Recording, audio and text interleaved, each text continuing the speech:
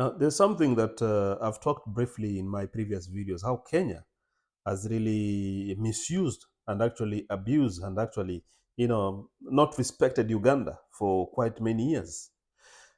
Kenya, as much as it's a neighbor to Uganda, Uganda has really gone through a lot. You remember all the post-election violence when people will approach the rails, choking Uganda in terms of getting their goods. Many of these tractors or trailers were blocked at Mombasa because of the chaos in Kenya. Leave alone that. Talk about the Kenya pipeline, whereby Uganda was wanted to use the Kenyan land to move its oil to the port. But again, of course, Kenya, the land was expensive. The deal was going to expensive. Boko Haram, not Boko Haram, but Al Shabaab attacks, perceived attacks. Leave alone that. The railway, before the SGR was supposed to come from Mombasa to Malaba to Uganda, it stopped in some dry port in Naivasha. Didn't go anywhere. Uganda waiting and waiting. You look at even how we import our fuel. Uganda primarily depends on fuel that passes through Kenya.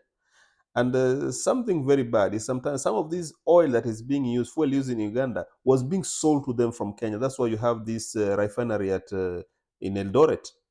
And in fact, we have some cartels, like oil cartels, these barons who are mainly Kenyans, who have these shell companies, and therefore they were selling this oil again to Uganda. Of course, we're getting some premium out of it and bonuses. And now, Uganda has always tried to negotiate about it, and they've always gotten a bad deal about it. So look at now. Right now, we were talking about the SGR that Uganda is now linking its SGR with Tanzania. Yes, they're linking their railway. And of course, Uganda is now looking at Tanzania as another option, despite it's going to be a long route compared to Kenya, which is a bit closer to Kampala.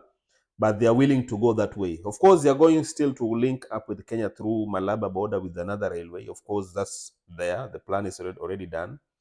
But also, they are opening up other options that in case Kenyans want to put us in a chokehold, then we can still use Tanzania. And that's why you find the port of Dar es Salaam is now competing against the port of Mombasa.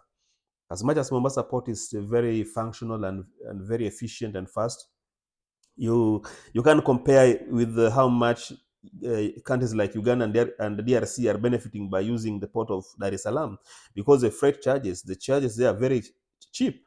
The customs being paid, they are quite cheap, quite affordable, rather than Mombasa, which is quite expensive. So Uganda has really gone through the hands of Kenya, have really gone through wrong hands over a long time. And that's why you had them, Museveni saying at one point, countries like Uganda will be forced to go to war because of sea access. Because countries like Kenya that have sea access are now bullying these other neighboring countries. Look at, even we have a problem with South Sudan with using the port. South Sudan now, of course, they're still using Mombasa port, but they're now opting to even use Dar es Salaam port. Imagine that distance from Dar es Salaam to South Sudan. Mm. So it's a high time a country like Kenya try to also respect some of its neighbors. So it's not just a matter of Ugandans being difficult, or Muhoozi being a bad person, or Museveni and the government being bad. No, it's about the previous deals that have never worked between Kenya and Uganda.